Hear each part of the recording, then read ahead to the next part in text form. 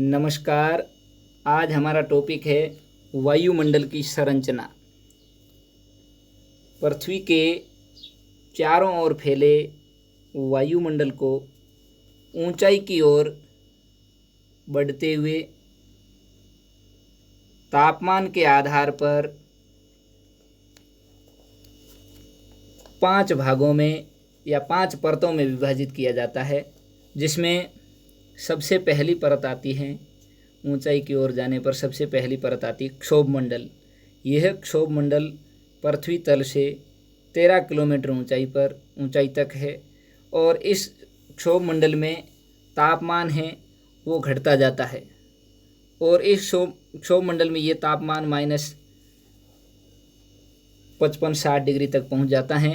इस क्षोभमंडल की महत्वपूर्ण विशेषता ये है कि यहाँ पर सबसे ज़्यादा मौसमी घटनाएं घटित होती हैं, जिसमें वर्षा है, कोहरा, तूफान, ओलावृष्टि, वृष्टि, पाला, तूफान, इस प्रकार की मौसमी घटनाएं इस क्षोभमंडल में घटित होती हैं। इसके पश्चात पृथ्वी तल से ऊंचाई की ओर जाने पर दूसरा जो मंडल या परत आती है वो क्षमताप मंडल आता है। इस क्षमताप मंडल से पहले और क्षोभमंडल के बाद में बीच में एक छोटी सी परत पाई जाती है जिसको क्षोभ सीमा कहते हैं, जिसमें क्षोभमंडल की और समताप मंडल के लक्षण समान रूप से दिखाई देते हैं। इसको शांत मंडल भी कहते हैं। दूसरा जो परत या मंडल है वो समताप मंडल है, जिसकी ऊंचाई 50 किलोमीटर है। इस समताप मंडल में तापमान समान रहता है, स्थिर रहता है। इस समताप मंडल में तापमान स्थिर रहने के कारण सबसे ज़्यादा वायुयान यहाँ पर उड़ते हैं और 35 से 50 किलोमीटर की ऊंचाई पर यहाँ पर एक ओजोन परत पाई जाती है इस समताप मंडल के अंदर ही, जिसमें ओजोन गैस की प्रधानता होती है। यह ओजोन गैस हम सब के लिए एक सुरक्षा कवच का कार्य करती है। यह O3 सूर्य से आने वाली हानिकारक पराबैंगनी किरणों को अवशोषित करती है, नष्ट करती है, पृथ्वी तक नहीं पहुंचने देती हैं, इसलिए इसको हमारा सुरक्षा कवच भी कहा जाता है। एक समताप मंडल और मध्य मंडल के बीच में एक 3-4 किलोमीटर की पट्टी पाई जाती है जिसको समताप सीमा कहते हैं, जिसमें मध्य मंडल और समताप मंडल के लक्षण समान रूप से दिखाई देते हैं। इसके बाद में पृथ्वी तल से तीसरी जो परत है या मंडल है उसको मध्य मंडल कहते हैं। यह मध्य मंडल पृथ्वी तल से 50 से 80 किलोमीटर के बीच में पाया जाता है।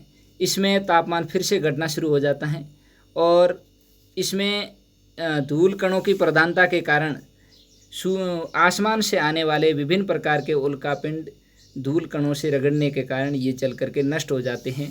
इसके पश्चात मध्य मंडल और आयन मंडल के बीच में 3-4 किलोमीटर की एक परत पाई जाती है जिसको मध्य सीमा कहते हैं।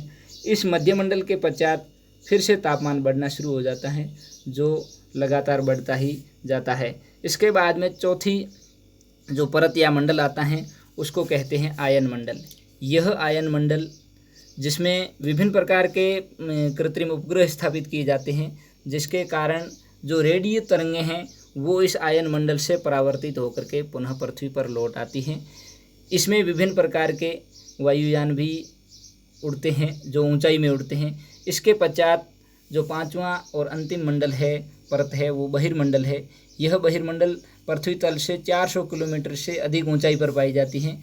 इस बहिर्मंडल में विभिन्न प्रकार की हल्की गैसें पाई जाती हैं, जिसमें हीलियम, हाइड्रोजन की प्रधानता रहती है और अन्य प्रकार की जो हल्की और छोटी गैसें हैं वो भी इसमें विद्यमान रहती हैं। तो यह हमारा था वायुमंडल की संरचना का टॉपिक। जय हिंद, जय भारत।